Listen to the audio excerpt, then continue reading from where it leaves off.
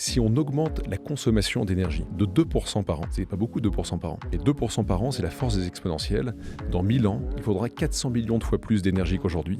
Dans 1500 ans, il faudra l'équivalent de l'énergie du soleil. Une dinde, quand elle arrive dans une ferme, elle ne sait pas si le fermier est gentil ou s'il est méchant, mais elle l'observe. Et tous les jours, elle observe que le fermier vient et lui donne à manger.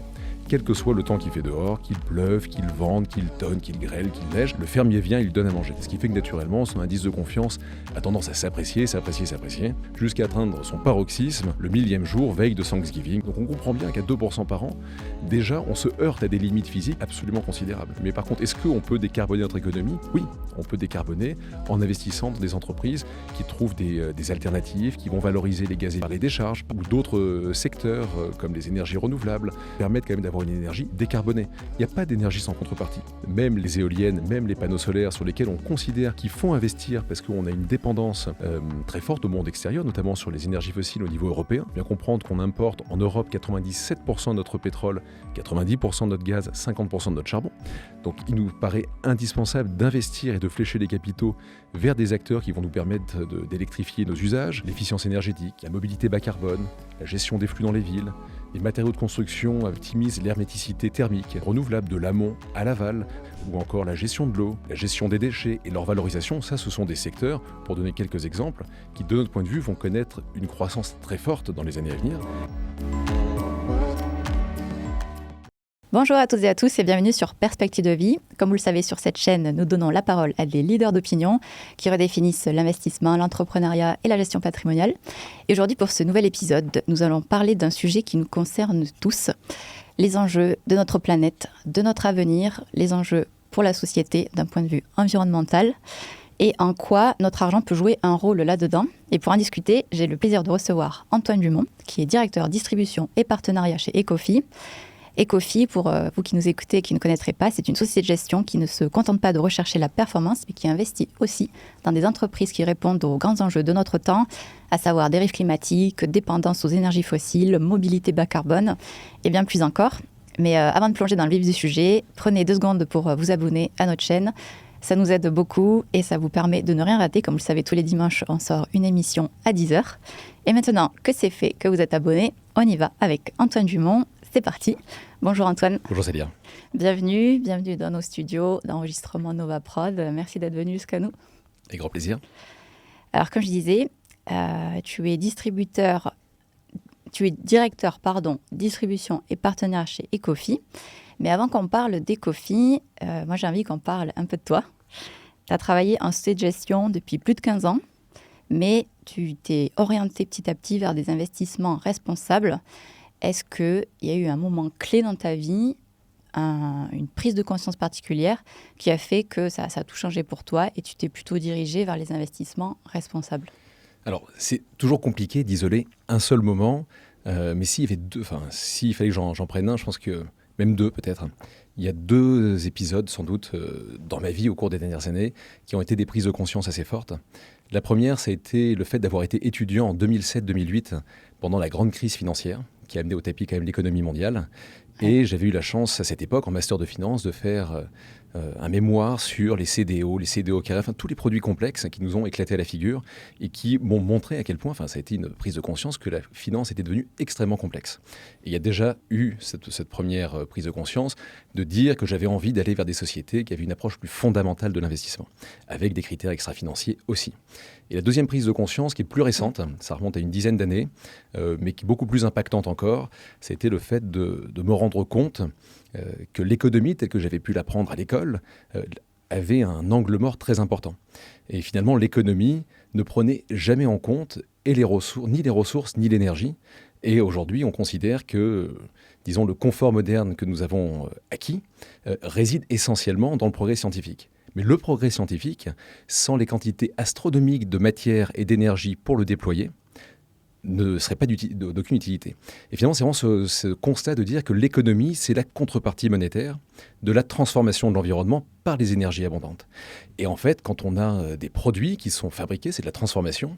L'économie nous permet d'avoir non seulement le produit de la transformation, des micros, des chaises, des tables, des ordinateurs, des téléphones, mais aussi tous les sous-produits indésirables liés à la transformation, que sont la pollution de l'air, de l'eau, de la terre, enfin bref, toutes les pollutions que l'on a, et l'augmentation de la taille de l'économie est allée de pair avec l'augmentation des rejets de pollution. Et c'est vraiment cette idée de dire, c'est intéressant d'aller dans des sociétés qui ont compris ce problème et qui essaient de l'adresser par des investissements concrets, en fléchant des capitaux vers des sociétés qui répondent à ces grands enjeux. Et ça, c'est sans doute la raison principale pour laquelle je suis ravi aujourd'hui d'être chez Ecofi, qui répond et qui prend conscience de ces grands enjeux. Et tu dis que les marchés sont complexes. Est-ce que c'est parce qu'il y a une démultiplication des produits, produits dérivés, des produits de sous-produits, des produits de produits? Est-ce que quelle est la signification de marché complexe pour toi? Complètement. Déjà, on voit bien que les marchés financiers se sont énormément complexifiés. On a vu l'essor de tout un tas de produits au cours des 25, des 30 dernières années qui ont eu des implications, c'est ce que tu disais, hein, les produits dérivés, les produits synthétiques, la gestion en budget de vol, la gestion algorithmique, la gestion passive aussi, qui a pris beaucoup de place. Pour donner quelques exemples, en 2005, il y avait environ 15% de gestion passive pour 85% de gestion active. Aujourd'hui, même l'année dernière, la gestion passive a pris le pas au niveau mondial sur la gestion active, à 51% contre 49% pour la gestion active. Alors ça, c'est un sujet. Gestion passive vs gestion active. C'est quoi la différence pour toi? La gestion passive, son objectif, c'est de répliquer la performance des indices. Donc en fait, aujourd'hui, la gestion passive, quand on a 51% du capital flottant des sociétés cotées, il faut bien comprendre que c'est détenu par des entités qui n'ont aucun avis sur les titres qu'elles détiennent. La gestion active, c'est différent. C'est le fait de valoriser, de déterminer une valeur intrinsèque aux sociétés et en fonction du prix auquel s'échange la société sur les marchés, de l'acheter ou de la vendre. Mais quand on a aujourd'hui un déséquilibre offre-demande, parce qu'on a beaucoup moins de gérants actifs par rapport à la gestion passive, ça crée un déséquilibre et donc on se retrouve avec un décalage qui peut exister entre le prix et la valeur des actifs. Ça, c'est la première implication. La deuxième implication, c'est qu'on a une dispersion qui se réduit sur les marchés, parce que quand on échange des paniers de titres plutôt que des titres individuels, le marché, par construction, perd une partie de sa capacité à discriminer les risques spécifiques. Et le troisième point qui est clé, c'est qu'on a sur les marchés, c'est la théorie de l'efficience des marchés, théorie qui veut, selon laquelle on va dire que l'ensemble de l'information est comprise dans le prix. Cette théorie aujourd'hui est invalidée à court terme, à tout le moins. Pourquoi ? Parce que les mécanismes de révélation des prix s'en retrouvent grippés. C'est qu'il n'y a plus cet échange qu'on a connu comme par le passé, qui était beaucoup plus fluide entre des acheteurs actifs. Donc aujourd'hui, le fait d'avoir eu des marchés beaucoup plus complexes fait qu'on a des décalages entre le prix et la valeur des actifs, et donc ça vient brouiller aussi les indicateurs de risque. C'est que beaucoup d'investisseurs ont décidé de fuir des actifs liquides qui charriaient de la volatilité pour aller vers des actifs moins liquides qui en apparence ont l'air moins risqués parce qu'ils sont moins volatiles, mais finalement c'est un vrai arbitrage entre le risque réel et la perception du risque. Et beaucoup de clients ont voulu réduire la perception du risque au prix d'une rigidification parfois importante de leurs allocations. Donc tu dis qu'il y a un décalage entre le prix et la valeur. Qu'est-ce qui est plus exorbitant que l'autre? Le prix est plus fort, la valeur est plus forte. Qu'est-ce qui s'est passé? Ça dépend. En fait, quand le prix et la valeur par exemple d'une table, de cette table basse, on peut dire que c'est 100 €, admettons. Si personne ne le veut, son prix c'est 0. Mais on peut avoir des exubérances irrationnelles à la hausse comme à la baisse, parce que par les flux, on peut avoir de plus en plus de clients qui veulent cette table et son prix va être déconnecté de sa valeur. Et inversement. Et donc c'est vraiment le décalage entre le prix et la valeur qui persiste, en tout cas qui existe à court terme. Et on voit parfois des multiples de valorisation qui s'envolent à la hausse ou des multiples de valorisation qui baissent fortement et qui sont liés à cette complexification aussi des marchés que l'on connaît depuis maintenant quelques années. C'est sûr, il y a des produits de partout. Moi, heureusement que j'ai mon conseiller en gestion de patrimoine parce que sinon, on n'y comprend plus rien. Non, je demande toujours conseil. Qu'est-ce que c'est ça? Qu'est-ce que ça signifie? Quel est ce produit? Et c'est comme tu dis, c'est beaucoup complexifié. Et donc, le fait que ce soit autant complexe aujourd'hui, quelles sont les conséquences pour les investisseurs? Donc là, tu as parlé de la décorrélation entre le prix et la valeur, mais est-ce qu'il y a d'autres conséquences pour eux? Alors, il y a une chose qui est importante, c'est quand on dit qu'il y a un décalage à court terme entre le prix et la valeur, et que la théorie de l'efficience des marchés se trouve invalidée à court terme, ça ne veut pas dire qu'à long terme, elle est invalidée. Et d'ailleurs, c'est la construction des marchés, et on est convaincus, nous, qu'à long terme, le fondamental se révèle. Donc à long terme, le cours boursier finit par converger vers la capacité qu'ont les sociétés à générer de la croissance bénéficiaire, à générer un développement, etc. Et la chose la plus importante de notre point de vue à avoir à l'esprit, c'est ce que je disais au début de notre échange, c'est que si on voit que l'économie est finalement la contrepartie de la transformation des flux physiques, on sait très bien que demain, on va être dans un monde qui va devoir réduire ses dépendances à tous ces flux-là, et notamment aux énergies fossiles. Il y a une analogie que je trouve intéressante qui a été donnée par un auteur américain qui est un expert des mathématiques financières et un philosophe de l'incertitude et du hasard.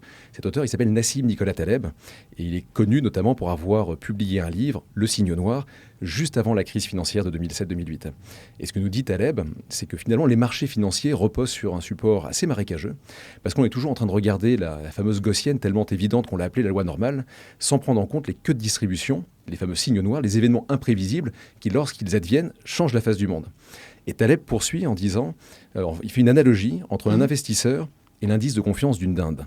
Et ce qui est assez amusant, il dit, une dinde, quand elle arrive dans une ferme, elle ne sait pas si le fermier est gentil ou s'il est méchant, mais elle l'observe. Et tous les jours, elle observe que le fermier vient et lui donne à manger. Quel que soit le temps qu'il fait dehors, qu'il pleuve, qu'il vente, qu'il tonne, qu'il grêle, qu'il neige, le fermier vient et il lui donne à manger. Ce qui fait que naturellement, son indice de confiance a tendance à s'apprécier. Je pense que tu vois où je veux en venir, jusqu'à atteindre son paroxysme le 1000e jour, veille de Thanksgiving. Et là, le fermier ne vient pas pour lui donner à manger, on aura bien compris. Il vient pour lui tordre le cou. Et quand la pauvre dinde s'en aperçoit, son indice de confiance chute brutalement. Et ce que dit Taleb, et c'est très intéressant, il dit qu'il y a deux types d'investisseurs. Vous avez l'investisseur qui, à l'image de la dinde, va extrapoler le passé pour inférer ce qu'il adviendra. Et donc ça, c'est le ferment de toutes les bulles spéculatives. C'est le fameux FOMO en finance, le fear of missing out, cette peur irrationnelle de passer à côté d'une opportunité extraordinaire. On l'a eu avec la crise des tulipes en 1637, en Hollande. On l'a eu avec la bulle spéculative sur les réseaux ferrés en 1847. On l'a eu avec la bulle Internet. On l'a eu aussi d'une certaine façon avec les crypto-monnaies. Et ce n'est pas une critique des sous-jacents. C'est juste de dire que les investisseurs, parfois, investissent surtout sur une courbe qui monte, plutôt que sur le sous-jacent. Et sur les crypto-monnaies, beaucoup d'investisseurs n'ont pas acheté la technologie de la cryptographie asymétrique d'échange de pair à pair, ils ont acheté une courbe qui montait fortement. Donc là, c'est le premier type d'investisseur. Et l'économie, vu qu'elle repose essentiellement sur la dépendance que nous avons eue aux énergies fossiles et à tous les autres, à toute la matière, à toute la ressource, le monde vers lequel on va être très différent. Et le deuxième type d'investisseur, et c'est les investisseurs que nous souhaitons être, c'est de dire on achète aujourd'hui pour demain. Quand on achète un actif, on achète la capacité de la société à générer de la croissance dans le futur. Mais où sera la croissance dans un monde qui va devoir se décarboner? Où sera la croissance dans un monde qui va devoir faire face à la déplétion des ressources, à l'effondrement du vivant, à l'impact sur la biodiversité de nos actions? Et ça, c'est les questions auxquelles nous essayons de répondre chez Ecofi. Et on pense que la croissance sera à d'autres endroits que là où elle a été jusqu'à présent. Ouais, d'où l'enjeu de bien identifier les entreprises qui répondent à ces problématiques-là, parce que peut-être que dans 10 ans, ça n'aura pas la performance attendue d'un point de vue investisseur, forcément. Bon, ok, on cherche du sens de l'impact dans notre investissement. On a quand même un pan on cherche la performance. Donc, mais ça, on y reviendra après. Justement, j'ai plusieurs questions. Tu as parlé des dindes. Donc nous, les investisseurs, on est les dindes. Est-ce qu'on est les dindes sur le court terme et le long terme aussi? Ou peut-être que sur le court terme? Quel est ton avis sur le sujet? En fait, ce que je veux dire par là, c'est qu'il faut lutter contre la tentation que l'on a à vouloir tirer des traits. En 2007, par exemple, je vous renvoie à une de Forbes où tu avais un homme qui tenait un téléphone Nokia à l'oreille. Il y avait marqué Nokia 2,1 milliards de clients. Est-ce que quelqu'un peut les rattraper? 2007, c'est le lancement du premier iPhone. Ce que je dis juste, c'est que les positions dominantes ne sont pas nécessairement inscrites dans le marbre. Et donc, il ne faut pas uniquement tirer un trait sur la capacité qu'ont eu les sociétés à croître dans les années passées, en imaginant où elles seront demain. Et d'ailleurs, d'une certaine façon, les marchés financiers sont assez binaires aujourd'hui. Ils ont tendance à s'exalter sur les gains supposément infinis que peut apporter l'intelligence artificielle, en occultant complètement toutes les pressions que nous avons sur les ressources. Et on voit bien notamment la nécessité de besoins de ressources colossaux que va engager cette transformation autour de l'IA.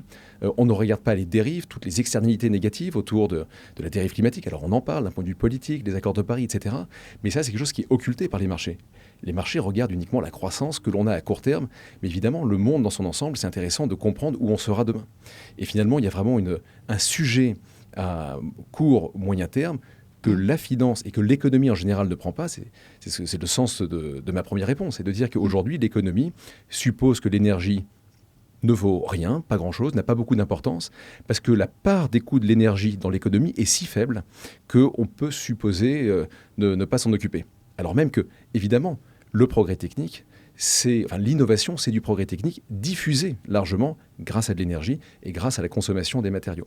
Et donc c'est juste d'avoir cette grille de lecture, de dire le monde de demain va être très différent du monde d'hier, parce que le monde d'hier a surtout essentiellement reposé sur la capacité qu'il a eue à exercer une pression toujours plus forte sur la ressource. Et donc on ne peut pas parler de progrès technique ou d'innovation si on ne regarde pas aussi la façon dont cette innovation se déploie. Et cette innovation se déploie grâce à de la ressource. Et ça, c'est vraiment un point central. On peut donner un exemple de déplétion des ressources. Au début du 19e siècle, la mine de Rio Tinto avait une teneur en cuivre de 12 à 15%. Donc il y avait 12 à 15% de cuivre dans la roche. Aujourd'hui, dans le monde, alors on extrait beaucoup plus de cuivre aujourd'hui qu'en 1800. Mais aujourd'hui, dans la roche, les mines, en moyenne, dans le monde, c'est 0,4%. Donc on a vu qu'il y avait une déplétion des ressources très forte. Et pourtant, on est aujourd'hui dans un monde qui doit électrifier les usages de plus en plus. Et donc c'est important de comprendre comment le monde fonctionne. Et comment le monde fonctionne, il fonctionne essentiellement sur la transformation de ressources grâce à de l'énergie abondante. Et ça, c'est un point central. Et tu parlais de long terme. C'est quoi le long terme pour toi ? Le long terme...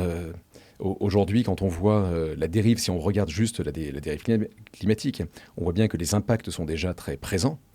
On a des phénomènes extraordinaires. Ce qui se passe en Californie, ce qui s'est passé à Valence, Kirk, Milton, bref, tous ces phénomènes s'accélèrent. Il y a une inertie du système qui est très importante, mais très clairement, les prévisions à 2040, 2050, 2060, les prévisions du GIEC notamment, sont quand même assez préoccupantes. Donc à l'échelle de l'humanité, le long terme, c'est demain. C'est maintenant et c'est demain. On doit... et à l'échelle des investissements, disons que c'est 5, 10, 15 ans. Il faut avoir cette capacité à se projeter dans ces investissements de façon plus importante aujourd'hui que par le passé sans doute. Pour ces raisons-là, réinsérer les notions de long terme dans l'investissement est clé. Et tu as dit que, moi de ce que je comprends, de ce que tu viens de nous exposer, c'est que finalement les marchés sont plutôt inefficients à court terme, mais à long terme ils le sont. À long terme, on considère que le fondamental finit par se révéler. Et donc oui, les marchés doivent rester efficients à long terme. Et donc il y a une convergence du cours boursier vers la capacité qu'ont les sociétés à générer de la croissance. Parce qu'à la fin, c'est ça qui compte.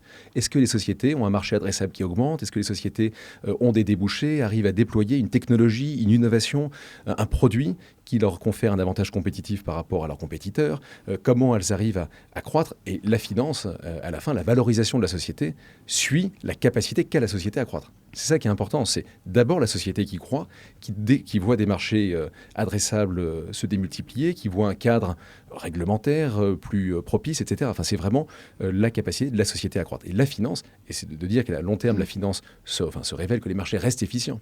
C'est que le cours boursier doit converger vers cette capacité qu'ont les sociétés à générer de la croissance.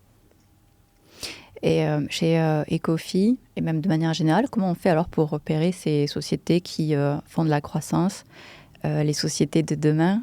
Comme tu dis, tu as dit précédemment, le monde de demain ne sera pas le même que le monde d'aujourd'hui. Comment on fait alors pour repérer vraiment les entreprises qui vont aider à la construction du monde de demain? Alors déjà, c'est d'identifier les secteurs dans lesquels les entreprises vont être portées, les secteurs qui répondent aux grands enjeux. Les grands enjeux, c'est la dérive climatique, c'est la déplétion des ressources, on en a parlé. On pourra peut-être aussi revenir sur l'importance de l'énergie dans le monde et comprendre les conséquences. Je pense que c'est un point central. Et l'idée, c'est vraiment de dire qu'il y a des secteurs, l'efficience énergétique, la mobilité bas carbone, la gestion des flux dans les villes, les matériaux de construction qui optimisent l'herméticité thermique, les énergies renouvelables de l'amont à l'aval, ou encore la gestion de l'eau, la gestion des déchets et leur valorisation. Ça, ce sont des secteurs, pour donner quelques exemples, qui, de notre point de vue, vont connaître une croissance très forte dans les années à venir, parce qu'elles répondent à une vraie problématique. Là où d'autres secteurs, qui aujourd'hui sont beaucoup trop dépendants des énergies fossiles, dans la croissance qu'elles ont pu connaître jusqu'à présent, enfin ces secteurs-là, ces entreprises, devraient connaître une croissance, en tout cas, vont baisser leur dépendance. Et donc, vu qu'il y a une corrélation assez forte entre la croissance et l'extraction des ressources, etc., on a compris le sujet. Ces sociétés vont devoir sans doute décroître, là où d'autres vont connaître des poches de croissance. Donc il ne faut pas être manichéen sur la croissance et la décroissance. C'est souvent des débats que l'on a. Mais on est vraiment convaincu qu'il va y avoir des poches de croissance très fortes pour répondre à ces enjeux dans les secteurs évoqués. Dans ces secteurs que tu viens d'exposer, effectivement. Et donc tu dis dérive climatique, dépendance aux énergies fossiles. En quoi ça impacte nos économies et nos investissements? Parce que c'est le sujet du jour. Notre auditoire, c'est quand même des investisseurs, des entrepreneurs. des professionnels du patrimoine. Donc, en quoi tous ces dérives-là, ça a un impact sur nos investissements? Alors c'est un impact majeur parce qu'en fait, ça nous permet de comprendre comment l'économie fonctionne. Si on prend juste la dérive climatique, on qualifie souvent la dérive climatique d'enjeu du siècle. Et d'ailleurs, les accords de Paris ont pour objectif de limiter le réchauffement climatique à 1,5 degré ou de le laisser significativement en dessous des 2 degrés. On a déjà embarqué 1,2 voire 1,3 degrés depuis le début de la révolution industrielle. Oui, ce que tu m'avais dit depuis la révolution industrielle. Ouais. Mais on a du mal à percevoir avec nos sens ce que signifie 1 degré, 1,5 degré d'augmentation de température. C'est très compliqué c'est bien, pas bien. Entre ce matin et maintenant dans ce studio, on a quand même eu un écart de température. Nos corps se sont habitués sans aucune difficulté. Mais ce qui est intéressant, c'est si on rembobine un petit peu et on voit quels ont été les impacts de quelques degrés d'augmentation de température. Et là, je propose de remonter un petit peu en amont. Donc pour les auditeurs, c'est qu'on monte assez loin de leurs préoccupations à court terme du financier, mais je pense qu'ils vont comprendre. Si on repart à la dernière ère glaciaire, donc au dernier maximum glaciaire, on était en moins 20 000 ans avant notre ère. La dernière ère glaciaire, elle a oscillé entre moins 113 000 ans et moins 10 000 ans. Moins 10 000 ans, c'est le moment où le climat se stabilise. Et on a des conditions propices pour le développement de l'agriculture. On a des conditions propices pour la sédentarisation de l'homme. En moins 20 000, il y avait jusqu'à 3 km de glace au-dessus des pays scandinaves. On était au maximum glaciaire, dernier maximum glaciaire. Les niveaux de la mer étaient 120 mètres plus bas. Il y avait de la steppe et de la toundra qui recouvraient l'ensemble de l'Europe.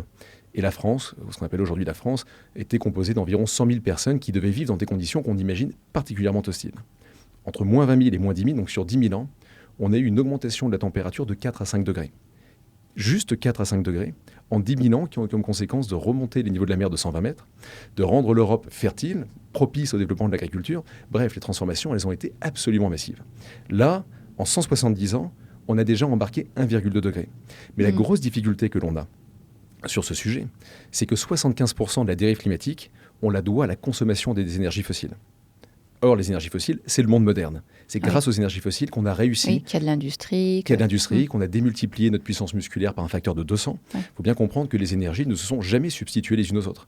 On a eu la biomasse, puis après on a eu le charbon, puis le pétrole, le gaz, puis l'hydroélectricité, le nucléaire et les nouvelles énergies renouvelables. Mais elles se sont toujours empilées les unes sur les autres. Il n'y a pas eu de substitution à large échelle. Donc on a consommé toujours plus. Et aujourd'hui, quand on regarde le mix énergétique mondial, déjà il est composé à plus de 80% du gaz, du pétrole et du charbon. Donc les énergies fossiles dominent de la tête et des épaules le mix énergétique mondial, et ça c'est un point évidemment crucial. Et on comprend qu'il y a une intrication, une imbrication, un enchevêtrement des énergies les unes en autres. Un historien des sciences, Jean-Baptiste de Fressos, parle de symbiose énergétique. Mais évidemment, on a une symbiose énergétique, et même des éoliennes. Alors nous, chez Ecofi, on considère qu'il faut flécher les capitaux vers des énergies renouvelables, mais même une éolienne, vous ne l'érigerez pas à 120 mètres sans la métallurgie, la sidérurgie, l'emboutissement des tôles, le transport au pétrole. On est sur des produits industriels qui bénéficient d'un monde très fossile. Et c'est important de comprendre que l'énergie, c'est une grandeur en physique qui permet de quantifier la transformation d'un environnement. Et aujourd'hui, quand on voit ce que l'humanité consomme en énergie, c'est comme si l'humanité avait démultiplié sa puissance musculaire par un facteur de 200. Donc la productivité, elle vient de l'énergie. Tout ce que notre monde moderne nous a apporté vient de l'énergie. Et l'énergie a rendu possible les possibilités de la science. Et ça, c'est quelque chose qui est absolument... D'améliorer notre quotidien. Mais le progrès technique sans l'énergie ne sert à rien. C'est parce qu'on a pu le diffuser largement que le progrès technique est venu en grappe d'innovation. Et ça, c'est des choses évidemment très importantes. Il faut bien dissocier deux choses. D'une part, la technologie et d'autre part, la matière. La technologie... elle consomme de plus en plus de matière, mais la matière, elle n'a jamais été obsolète. On a toujours consommé plus de matière. Pour donner un exemple très simple, en 1700, un moulin à vent, il était composé de 6 éléments du tableau de Mendeleïev. Il y avait du cuivre, du zinc, du fer, etc.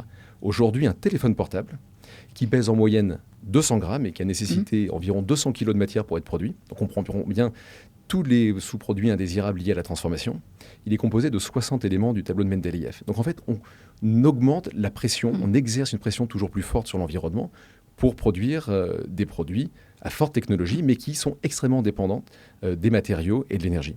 Et ça, c'est évidemment un point central.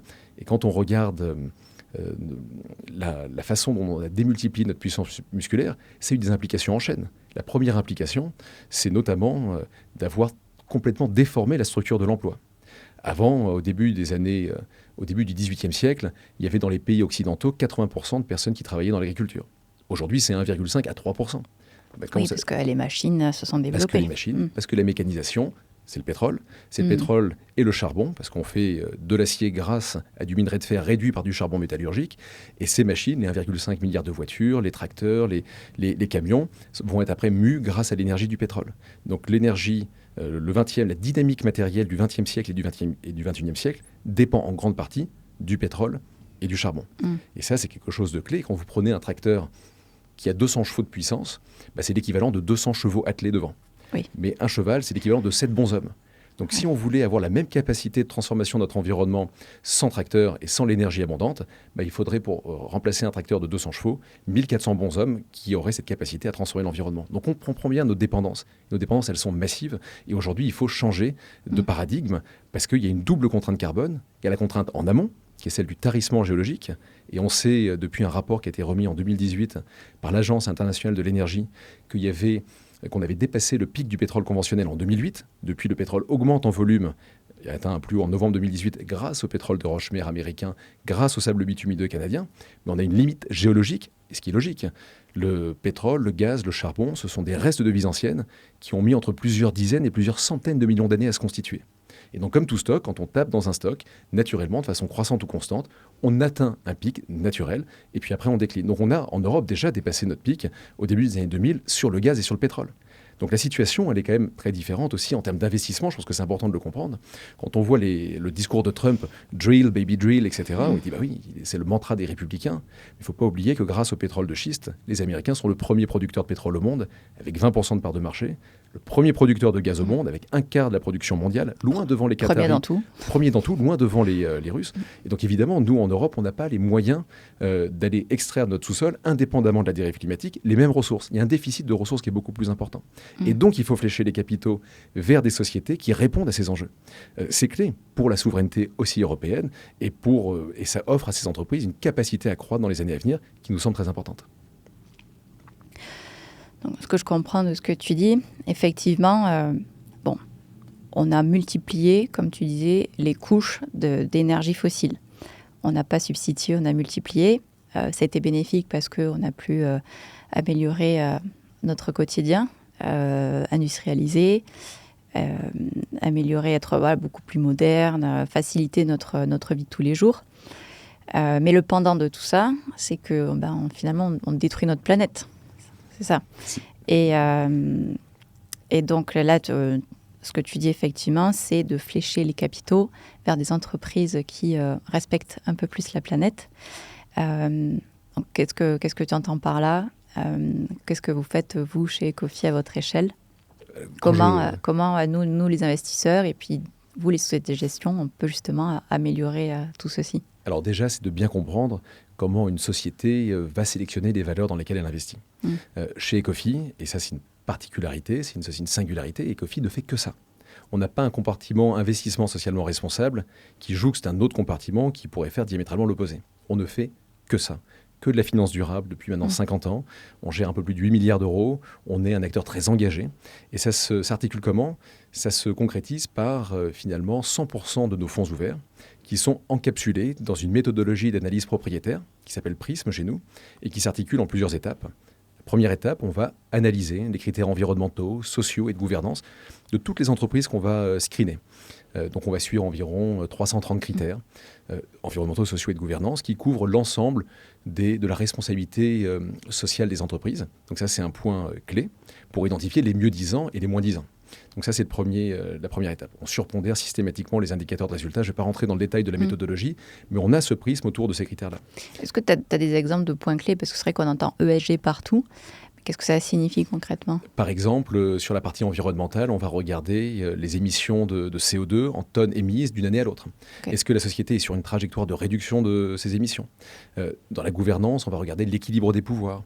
Dans le social, on peut regarder la parité homme-femme. On peut regarder des sujets d'égalité. C'est une approche globale de l'investissement sur des critères extra-financiers. Ça, c'est un point très important. On va regarder les indicateurs concrets, par exemple. On préfère regarder le nombre d'accidents par nombre de travailleurs plutôt que la politique d'accidents d'une société. On va la prendre en compte, mais on va donner une prime aux résultats. ce qui montre bien la direction qu'en prend la société. Donc ça, c'est le premier pilier. Après, il y a les exclusions. On va exclure des secteurs, les énergies fossiles, non conventionnelles. On va exclure les armements controversés. On va exclure les pesticides, le charbon, le tabac, etc. On exclut des paradis fiscaux. Donc chez Ecofi, on est très exigeant sur cette définition-là. Donc on va exclure beaucoup de pays à travers le monde pour ces raisons-là. Et on va également avoir un troisième pilier qui est clé, qui est l'analyse des controverses. Parce que quand on compose un portefeuille, la performance, elle vient en partie de ce que l'on achète, et elle vient en partie de ce que l'on n'achète pas. Donc le fait de regarder des sociétés au travers de l'analyse des controverses, de la fréquence, de la réponse apportée par l'entreprise, de la gravité de la controverse, ça nous permet d'avoir une grille de lecture aussi fine de ce que font les sociétés. Et on a un dialogue actionnarial. Qu'est-ce que tu entends par controverse ? Controverse, ça peut être une malversation, ça peut être, on se rend compte qu'une société finalement a maquillé des comptes. Controverse, du jour au lendemain, ça s'effondre. On se rend compte notamment, je ne sais pas, en 2014 au Bangladesh, qu'il y avait des entreprises occidentales qui employaient des couturières dans des conditions insalubres. Les bâtiments se sont effondrés. Les journalistes sont empressés de montrer cette misère, ce qui était terrible. La controverse, elle était tout de suite très forte et elle a une implication boursière, mais une application directement dans la consommation des clients.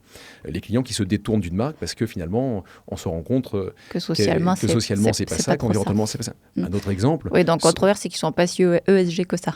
Il y a des sociétés qui peuvent ne pas être ESG et le fait d'avoir cette grille de lecture extra-financière nous permet de limiter certains écueils. Par exemple, on sait que sur la partie environnementale, sans citer la marque, on voit très bien que 100% des consommateurs d'une pâte à tartiner qui utiliseraient de l'huile de palme ont déjà vu une photo d'un orang-outan perdu sur un lampadaire parce qu'on avait rasé sa forêt primaire au profit de la culture d'huile de palme. Ça ne veut pas dire que 100% des clients vont s'en détourner, mais ça veut dire que peut-être 1, 2, 3% vont s'en détourner, que 10, 15% vont réduire un peu leur consommation, et les impacts peuvent être directs. Et donc les impacts en termes économiques sont des impacts boursiers dans un deuxième temps aussi. Et donc c'est là où c'est très intéressant d'intégrer tous ces critères extra-financiers, parce que c'est une grille de lecture nouvelle qui nous permet de voir comment l'entreprise répond à ces nouvelles attentes, parce que les clients sont de plus en plus informés, donc peuvent sanctionner des sociétés qui ne respecteraient pas ces critères environnementaux, sociaux et de gouvernance, et finalement de se diriger vers des sociétés qui vont répondre à ces attentes pour gagner des parts de marché, pour ériger des barrières à l'entrée, pour avoir plus de pricing power, donc plus de capacité à monter leurs marges. Et in fine, c'est très pragmatique aussi pour les entreprises de répondre aux attentes de leurs clients. Ouais. Parce que c'est le responsable direct du chiffre d'affaires. Donc il y a quand même un lien évident face aux nouvelles attentes qu'ont les consommateurs, en B2B ou en B2C. Oui, parce que finalement, ces critères extra-financiers ESG contribuent, le respect de ces critères-là, ça contribue à la préservation de notre planète, de l'environnement. Très bien. J'avais une question. Oui, ce n'était pas dans nos questions, mais j'aimerais bien avoir ton avis là-dessus. Tu dis que dans les fonds Ecofi, vous n'intégrez pas des entreprises qui font usage d'énergie fossile, mais est-ce que tu penses qu'on peut faire sans les énergies fossiles ? Alors, ce que je disais, c'est qu'on n'intègre pas des pétrolières intégrées qui, elles, vont extraire l'énergie, mais le monde est baigné dans les énergies fossiles. 98% de ce qui vole, de ce qui roule, de ce qui navigue est aux énergies fossiles. La mondialisation, c'est des porte-conteneurs et des camions. Donc évidemment, le sang de l'économie, c'est l'énergie fossile. Donc toutes les sociétés qui se disent neutres par elles-mêmes ne peuvent pas l'être. Parce qu'évidemment, le monde dépend des énergies fossiles dans sa grande majorité. Par contre, ce que l'on peut faire, c'est de ne pas investir dans des sociétés qui vont, typiquement dans les pétrolières intégrées, on ne va pas investir dedans, de ne pas investir dans des sociétés qui vont extraire du charbon. Je pense que ça, c'est quelque chose que l'on fait, mais le monde, évidemment, est très dépendant des énergies fossiles, quels qu'ils soient. Et c'est ce que je disais tout à l'heure sur même les éoliennes, même les panneaux solaires sur lesquels on considère qu'il faut investir parce qu'on a une dépendance très forte au monde extérieur, notamment sur les énergies fossiles au niveau européen. Il faut bien comprendre qu'on importe en Europe 97% de notre pétrole, 90% de notre gaz, 50% de notre charbon. Donc il nous paraît indispensable d'investir et de flécher les capitaux vers des acteurs qui vont nous permettre d'électrifier nos usages, mais même de ces actifs-là sont des actifs qui reposent sur un monde fossile. Et donc le prix d'aujourd'hui n'est pas forcément prédictif des quantités de demain dans un monde où les énergies vont se tarir de plus en plus. Donc c'est quelque chose qui est très important. Oui, il faut décarboner nos économies. On a des choix forts chez Ecofi pour réduire de ne pas investir dans des entreprises qui extraient des énergies fossiles. Mais ça n'empêche que toutes les entreprises et le monde dans son ensemble est dépendant de ces énergies-là. Oui, mais si on n'extrait pas les énergies fossiles, comment on fait pour avoir le charbon, etc. On fait juste avec ce qu'on a déjà, c'est ça que tu veux dire? Comment En tout cas, on s'en aujourd'hui, sort quand finalement? on regarde le mix énergétique mondial, le pétrole, le gaz et le charbon, c'est 84% de l'énergie primaire. Oui. Donc là, ce qu'il va falloir faire, c'est se passer volontairement d'énergie, parce qu'il y a une dérive climatique intenable à court, moyen terme, pour la survie de l'humanité. Donc il faut se passer de ces énergies-là, qui sont responsables aux 3/4 de la dérive climatique. Donc il faut se passer de ces énergies qui sont bon marché, qui ont une concentration calorifique extraordinaire, qui ont une capacité donc à transformer notre environnement. Le pétrole est le bon exemple. C'est une énergie qui se transporte très facilement, qui nous rend des services quotidiens extraordinaires. Et donc il faut s'en séparer volontairement, alors que c'est pas cher, alors que c'est encore abondant, quand bien même il y aurait un tarissement géologique, ça reste abondant, il faut s'en séparer. Et donc il faut aller de plus en plus vers un pic de la demande, beaucoup plus qu'un pic de l'offre, notamment sur le charbon ou sur le gaz, où les pics sont attendus pour dans plus longtemps. Et donc oui, il faut flécher vers d'autres formes d'énergie, vers l'électrification. Mais même quand on parle d'électrification, il faut bien comprendre que l'électricité, c'est 20% de l'énergie finale consommée. Et sur ces 20%, elle est à 60% produite grâce aux énergies fossiles. C'est 35% de centrales à charbon, 25% de centrales à gaz. Après vient l'hydroélectricité à environ 15%, le nucléaire à environ 10% et les nouvelles énergies renouvelables pour la suite. Et donc même dans l'électrification des usages, il faut réduire cette dépendance aux énergies fossiles. Donc ça, c'est un travail très important. Mais il y a quelque chose qui s'est joué ces 5 dernières années, qui a modifié en profondeur la globalisation marchande telle qu'elle avait été pensée depuis la fin de la Deuxième Guerre mondiale. Pourquoi ? Parce qu'on a eu la pandémie Covid, qui a mis sous cloche la moitié de la population mondiale, parce qu'on a eu l'invasion de l'Ukraine par la Russie. Et ces deux événements, indépendants l'un de l'autre, ont mis en exergue les fragilités d'un modèle interconnecté, sans redondance, sans substitut, parce que lorsqu'une entreprise est en incapacité de produire, c'est toute la chaîne de valeur qui est impactée. Donc aujourd'hui, on voit bien qu'il y a des grands plans, cette nécessité de regagner en autonomie stratégique. Donc on voit des grands plans, REPowerEU, Green Deal, et ça, ce sont autant de plans, de cadres qui offrent de la visibilité aux entreprises qui sont des acteurs de la transition, qui vont nous permettre justement de réduire ces dépendances aux énergies fossiles. Et donc c'est ces entreprises-là qu'on va privilégier et dans lesquelles on va investir. Oui, je suis d'accord avec toi, il faut être moins dépendant des énergies fossiles. Mais comme tu dis, même pour avoir de l'électricité, on a besoin des énergies fossiles. Donc, comment on fait pour se sortir de tout ça? Est-ce que tu penses qu'il y a un monde où c'est possible, où on n'utilise que de l'électricité et on le produit autrement qu'avec des énergies fossiles? C'est un vaste sujet. Je renvoie à un sujet qu'on a eu, qui a animé beaucoup de débats dans les années 70. Il y avait les néo-malthusiens, et parmi les néo-malthusiens, c'était le fameux rapport Meadows, remis par le couple Meadows au Club de Rome en 1972, qui a remis un rapport qui s'appelait The Limit to Growth. On ne peut pas avoir une croissance infinie dans un monde fini. C'était la conclusion du rapport. Et à cette époque, il y avait des personnes qu'on appelle les cornucopiens, ceux qui croient en la corne d'abondance. Parce qu'il y a très bien un ingénieur qui s'appelle Philip Biwix, il parlait justement de ces cornucopiens qui, aujourd'hui, les parangons sont Elon Musk, Jeff Bezos, qui expliquent qu'on va devoir quitter notre planète pour avoir d'autres formes d'énergie. Il y a vraiment cette idée, ce rêve qui s'apparente à de la science-fiction, de dire on va devoir quitter la Terre est le berceau de l'humanité, mais on ne reste pas toute sa vie dans un berceau, donc il faudra quitter son berceau. Bon, et dans les années 70, le grand débat était autour d'une énergie décarbonée, qu'on appelait la backstop technologie, qui était la fusion nucléaire. Aujourd'hui, on fait de la fission nucléaire, et la fusion nucléaire, c'est la réaction qu'on a dans le Soleil. Donc c'est la fusion d'atomes d'hydrogène. Et donc ça, c'est quelque chose qu'on ne maîtrise pas. Il y a le projet ITER aujourd'hui en France, qui concentre énormément d'ingénieurs et de chercheurs du monde entier. Mais même si on avait demain, ça c'est un point important, si on avait demain la capacité d'avoir de la fusion nucléaire, donc ce n'est pas un projet avant les prochaines années, c'est quelque chose peut-être dans un siècle, mais c'est quelque chose qui sera très loin. Même si on a cette possibilité-là, si on augmente la consommation d'énergie de 2% par an, c'est pas beaucoup 2% par an, mais 2% par an, c'est la force des exponentielles. Dans 1000 ans, il faudra 400 millions de fois plus d'énergie qu'aujourd'hui. Dans 1500 ans, il faudra l'équivalent de l'énergie du Soleil.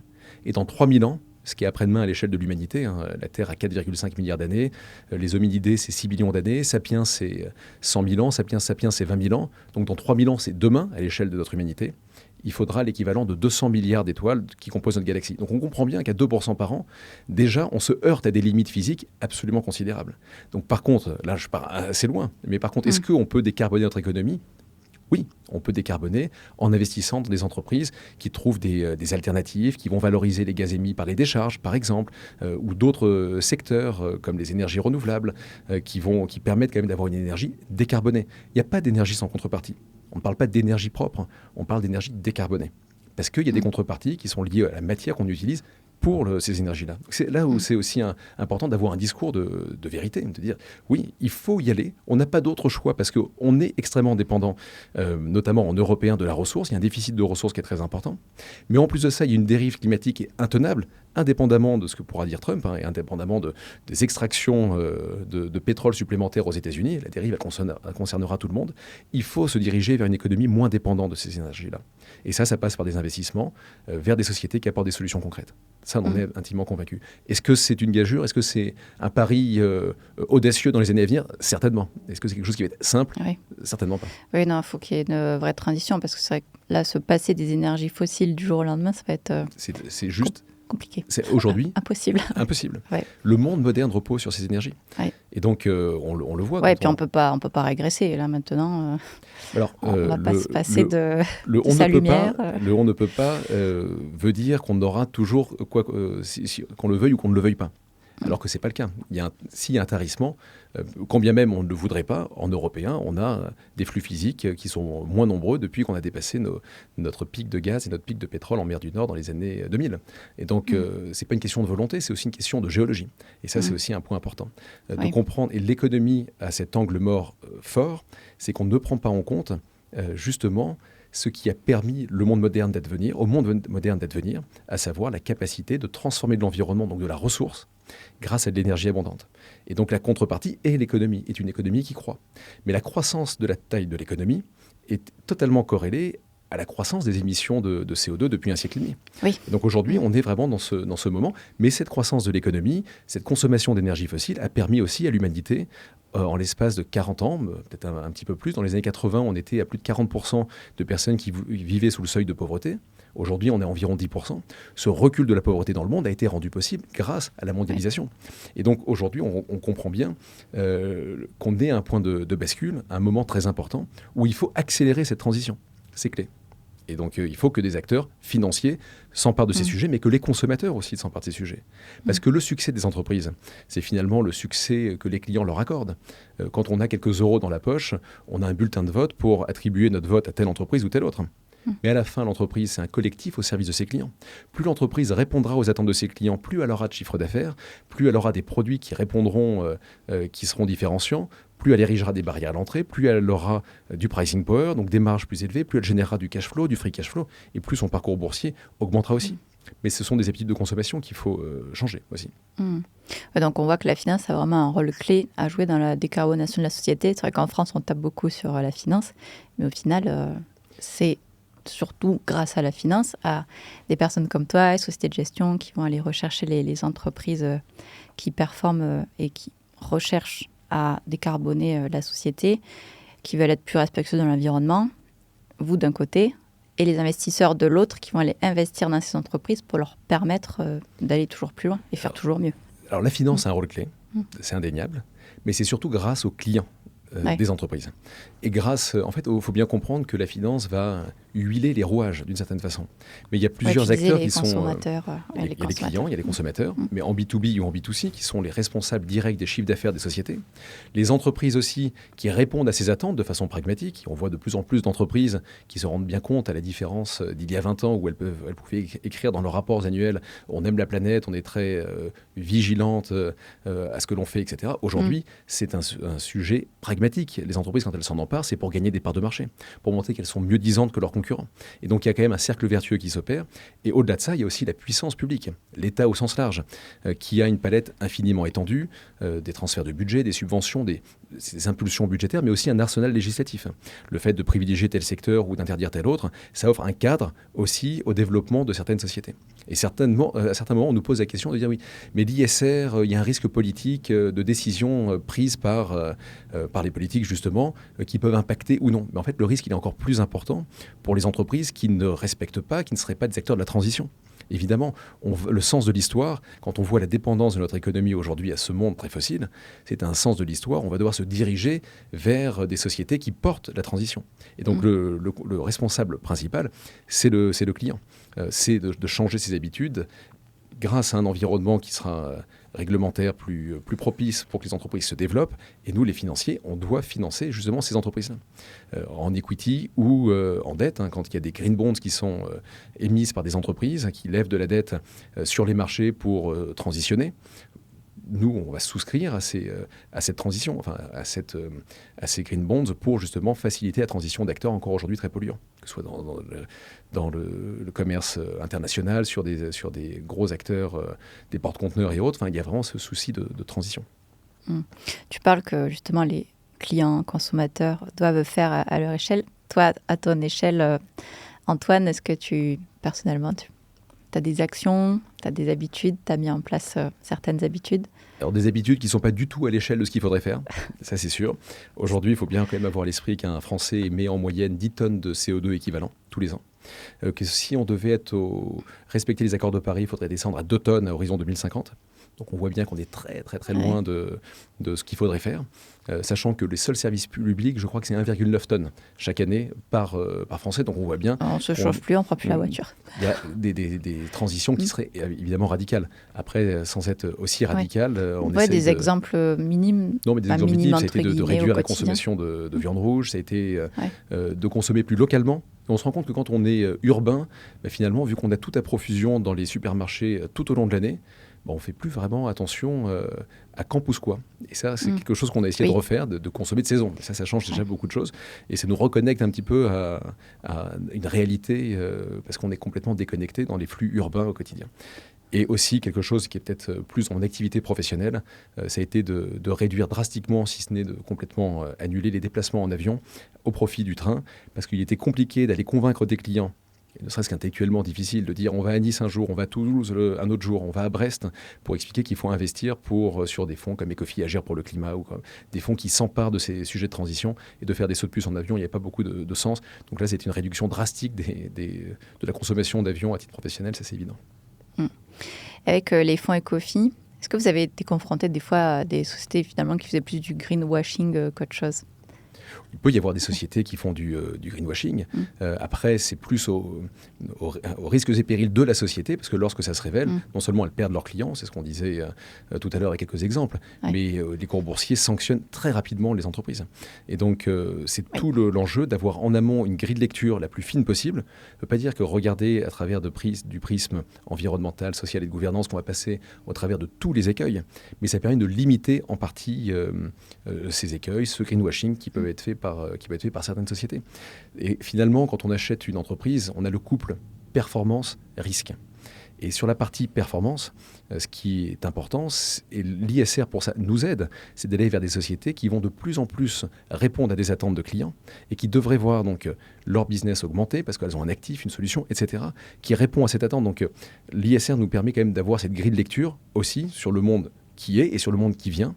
Et ça permet de réduire ces fameux chocs spécifiques, les chocs idiosyncratiques en finance, du jour au lendemain, le choc spécifique, la société qui perd 80% parce qu'on révèle justement quelque chose qui éclate. Et ça, l'ISR, l'analyse extra-financière, limite en partie ces écueils-là. Et ça, c'est un point très important. Donc ISR, pour les personnes qui nous écoutent, c'est investissement socialement responsable. Est-ce que vous investissez dans des entreprises uniquement franco-françaises ou ça peut dépasser les frontières? Non, on investit dans le monde. On a un fonds Action Internationale, on investit aux États-Unis, on investit en Europe. Alors on a un prisme plutôt régional, plutôt européen, mais on peut investir plus largement dans le monde. Oui. Ok. Donc vous, de votre côté, vous faites la recherche, vous faites les due diligence. Donc il y a un gros travail en amont de votre côté et après vous le proposez aux investisseurs. Alors nous, on va bâtir des solutions d'investissement qui ont pour objectif de générer de la performance. Évidemment, on est des investisseurs avant tout. Dans le côté investisseur responsable, il faut vraiment avoir cette idée de dire on cherche des sociétés qui vont avoir de plus en plus de clients et qui vont connaître une croissance. Et on analyse, donc on propose des solutions d'investissement qui ont pour objectif de générer de la performance dans le respect de l'homme et de la planète. Mais les deux ne sont pas antinomiques. C'est ça qui est important, c'est qu'on est sur des sociétés qui ont des catalyseurs de performance qui sont différents aussi, parce qu'on est sur des secteurs qu'on retrouvera peut-être moins dans un indice généraliste, les secteurs que j'ai évoqués tout à l'heure. Et donc il y a vraiment cette idée de bâtir des solutions d'investissement extrêmement responsables. Et donc, sachant que dans la partie ISR, il y a deux types de fonds. Il y a les fonds de solutions et les fonds de transition. Les fonds de solutions, ça va être des fonds qui vont être beaucoup plus engagés et qui vont embarquer en eux des biais sectoriels importants. Des fonds qui vont avoir pour objectif d'investir dans des sociétés qui apportent des solutions pour décarboner l'économie, par exemple, ou qui vont adresser d'autres sujets, déplétion des ressources, etc. Donc on va être sur les secteurs que j'évoquais, économie circulaire, gestion de l'eau, gestion des déchets, efficience énergétique. Et vous allez avoir des fonds de transition. Donc là, on est sur des fonds qui vont embarquer moins de biais, naturellement. Et donc l'objectif de ces fonds, c'est d'intégrer des critères extra-financiers. Ils peuvent être labellisés ISR, mais on va avoir moins de biais embarqués. Donc ce qui est important pour un investisseur, c'est de jongler, en tout cas d'arbitrer, entre des fonds de transition qui ont moins de biais et des fonds de solutions qui vont être des poches plus pures sur des secteurs très précis, très particuliers, et des entreprises qui apportent des solutions concrètes. Ça, c'est un point important. Très bien. Et pour les investisseurs qui nous écoutent, comment est-ce qu'ils peuvent faire appel à vous, investir dans vos fonds? Comment ça se passe concrètement? Tous les ans, vous lancez un fonds, peut-être. Comment, s'ils veulent, ils nous écoutent et ils veulent vous rejoindre, comment est-ce qu'ils peuvent procéder? Alors nous, on va avoir des fonds ouverts. Donc les investisseurs peuvent rentrer dans les différentes enveloppes fiscales qu'ils ont à leur disposition, des assurances vie, des PEA, etc. Donc ils peuvent nous retrouver assez facilement. On les invite d'un point de vue global à investir, même s'ils ne sont pas appétents à tout ce qui est ISR, parce que ce sont des sujets qui ne les intéressent pas. Donc, c'est des sujets passionnants, il faudrait s'y intéresser, mais pour comprendre qu'il y a des catalyseurs de performance très puissants dans des fonds ISR de solutions. Et donc, il y a pour l'investisseur cette idée dans la matrice de décorrélation, quand il doit composer une allocation, de dire j'ai un contrepoids naturel dans mon allocation, parce que je suis sur des fonds très engagés. Ça, c'est un point important. Et donc, nous, les fonds, ils les retrouveront très facilement. Les fonds d'Ecofi, dans toutes les enveloppes fiscales, on est extrêmement bien référencés chez les assureurs. On a fait ce travail, mais on peut lancer de nouvelles idées, mais nos fonds sont ouverts à la souscription. Ok. Mais c'est vrai qu'il y a, tu disais précédemment, il y a une grande idée reçue avec les fonds comme ce que vous pouvez proposer, c'est qu'il n'y a pas de performance. Qu'est-ce que tu réponds à cette idée reçue? Cette idée reçue, elle est battue en brèche par des analyses, des méta-analyses qui ont été menées, il y en a plusieurs, qui vont regrouper des centaines ou des milliers de travaux de recherche qui montrent que finalement, les fonds ISR ne sous-performent pas les fonds non-ISR et qu'il y a une corrélation neutre ou positive dans plus de 90% des études qui ont été révélées dans ces méta-analyses. Donc à ce niveau-là, non, l'ISR n'est pas un détracteur à la performance. Après, il est important de comprendre dans les fonds la différence entre fonds de transition et fonds de solution. C'est ce que je disais à l'instant. Des fonds de solution embarquent des biais sectoriels. Donc les fonds de solution, à certains moments, dans des cycles de marché, vont surperformer très nettement. Et à d'autres moments, peuvent sous-performer également. Parce qu'on a des biais sectoriels qui sont assumés dans ces fonds-là. Donc il faut bien comparer ce qui est comparable. Avoir ces fonds de solution dans les allocations, c'est clé, parce que la croissance de demain va être beaucoup plus forte de notre point de vue sur cette partie-là, pour répondre aux grands enjeux de notre temps. Donc là-dessus, c'est indéniable, mais on a pu avoir par le passé des décalages par rapport au marché généraliste, disons. Mais de façon très nette, il n'y a pas eu, dans toutes les études qui ont été menées, il n'y a pas de sous-performance des fonds ISR, au contraire. Et qu'est-ce que tu entends par biais sectoriel ? Biais sectoriel, c'est d'être investi dans des secteurs différents des indices. Par exemple, aujourd'hui, quand on regarde un indice américain ou un indice mondial, le MSCI World, ou un indice américain, le S&P 500, on se rend compte qu'il y a des biais sectoriels embarqués qui sont très forts. Il y a une surexposition de la technologie. Tous les acteurs liés à la tech, liés à l'IA, etc. D'accord. Et nous, par exemple, si dans nos fonds de solutions très engagés pour identifier des méga-tendances durables, on n'a pas de technologie dans ces fonds-là, on aura un biais par rapport à l'indice. Parce qu'on n'aura pas le même moteur de performance. On aura des moteurs différents. Et ça, c'est un point important. Quand le marché porte au nu certains acteurs de la tech, le fait de ne pas les avoir, ça vous crée un différentiel de performance qui s'explique par un biais sectoriel qui est assumé, qui est voulu. C'est-à-dire qu'il y a un type d'activité qui est trop surreprésenté par les indices, par les fonds classiques. Vous pouvez avoir nous, on en a également, mais sur des biais qui vont être différents. De dire, on va être investi sur l'efficience énergétique, on va être investi sur la santé, sur la nutrition, on va être investi sur les énergies renouvelables, sur la gestion des déchets. Ça, ce sont des biais, ce sont des objectifs de gestion qui vont se retrouver dans un fonds. Ce fonds va avoir une utilité certaine dans une allocation, mais il faut bien comprendre que si on compare un fonds qui a des biais sectoriels par rapport à un indice généraliste, vu que la composition du fonds va être différente, on peut avoir à certains moments des surperformances nettes, ce que je disais, ou des surperformances, ou des sous-performances par rapport à l'indice, qui s'expliqueront par les biais sectoriels qui seront embarqués. Et ça, c'est un point important à avoir à l'esprit. C'était super intéressant, Antoine. Merci beaucoup. Première fois que j'aborde ce sujet en plus sur la chaîne. Donc, vraiment, tu as eu tellement de références aussi, tellement d'anecdotes, d'exemples. Donc, j'imagine que tu lis beaucoup. Est-ce que pour les personnes qui nous écoutent, tu as des exemples de livres à nous conseiller ?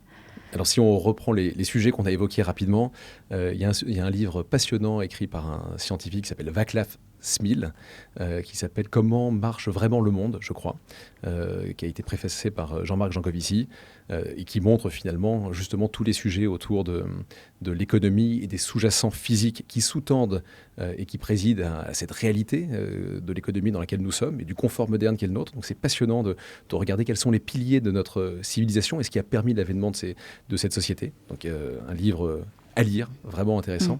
Et un autre livre peut-être plus sur les biais cognitifs, mais qui en tant qu'investisseur ou citoyen est très pertinent. C'est un livre qui a été écrit par Daniel Kahneman, prix Nobel d'économie en 2002.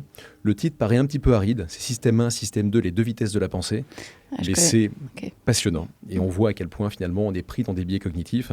Et souvent, et notamment sur les questions autour du climat, sous prétexte d'aimer la vérité, on trouve souvent vraies les idées qu'on aime. Et ça permet de lutter contre ses propres biais cognitifs et contre tous les biais de confirmation qui nous assaillent quotidiennement sur les réseaux sociaux où l'objectif est d'optimiser nos taux d'engagement. Donc c'est important pour une hygiène mentale de lire ce bouquin. Et pour les investisseurs aussi, c'est important de ne pas laisser emporter pour ne pas finir comme la dinde. Belle conclusion. J'ai juste une dernière question qui me vient, et pour conclure là-dessus. Comment est-ce que toi, t'imagines le monde dans 50, 60 ans, 100 ans, si jamais on continue sur cette trajectoire-là et que justement on n'investit pas plus dans des sociétés qui favorisent la décarbonation de la société? Comment est-ce que toi, tu vois le monde dans 100 ans? Moi, je ne vois rien du tout.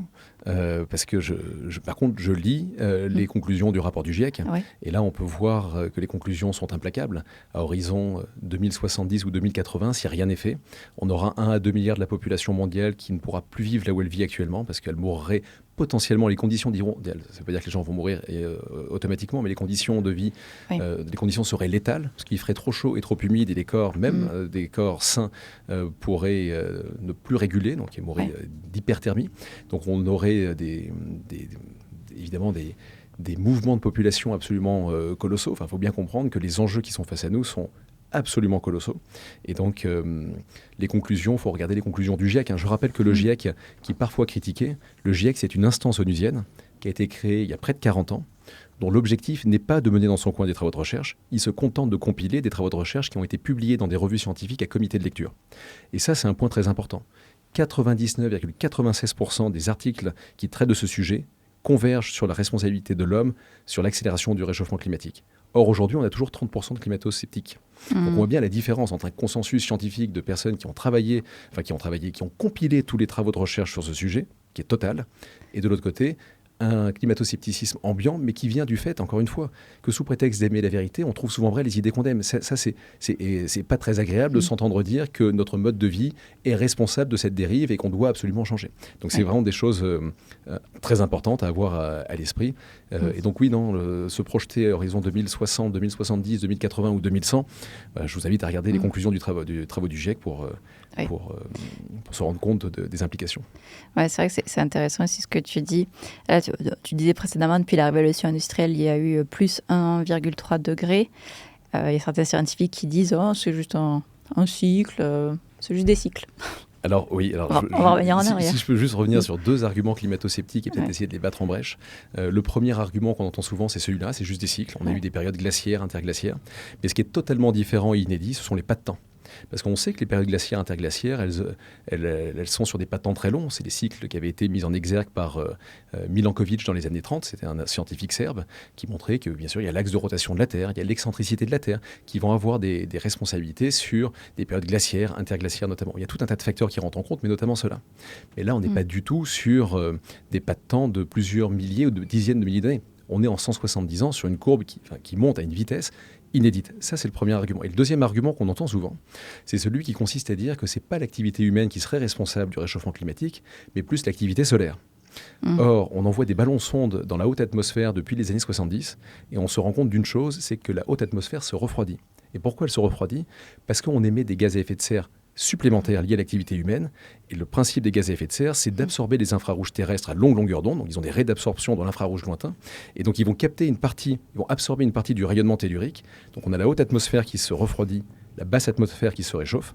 Ça crée des courants convectifs plus importants entre la haute et la basse atmosphère. Et ça crée des phénomènes météorologiques extrêmes qu'on connaît de plus en plus et qu'on va connaître de plus en plus à l'avenir pour ces raisons-là. Donc là, encore une fois, cette théorie qui consiste à dire que c'est le soleil, non, c'est invalidé parce qu'on se rend compte que la haute atmosphère, qui devrait se réchauffer auquel cas, se refroidit pour des raisons tout à fait scientifiques. Très bien. On va conclure là-dessus. Je pense qu'on a fait pas mal, peut-être 1 heure d'émission. Merci beaucoup, merci infiniment pour cet échange vraiment passionnant. Première fois sur la chaîne et c'était vraiment très passionnant. Merci beaucoup. Tu nous as montré que la finance, ça peut vraiment être un outil au service d'un monde meilleur. Et puis ça, c'est vraiment inspirant. J'espère que vous aussi, vous avez apprécié la discussion. Et voilà, pour vous qui nous regardez, si vous voulez en savoir plus sur les initiatives d'Ecofi ou explorer leurs solutions d'investissement, on vous met les liens en description. Sinon, il suffit de se rendre peut-être sur votre site Ecofi, ecofi.com.fr. Un nouveau site internet magnifique. Ah, wow, encore mieux. Ecofi.fr. Merci encore Antoine. Dites-nous en commentaire ce que vous avez pensé de cette interview. Est-ce que vous, de votre côté, vous investissez déjà de manière responsable ? Et n'hésitez pas aussi à poser vos questions en commentaire. On se fera un plaisir d'y répondre. Je pense que si Antoine se ferait un plaisir d'y répondre. Donc surtout, n'hésitez pas. Et puis voilà, likez, partagez si vous avez apprécié la discussion. Merci encore Antoine. Merci à tous pour avoir visionné cette interview. Et je vous dis à dimanche prochain à 10h sur Perspective de vie. Merci. Merci Célia.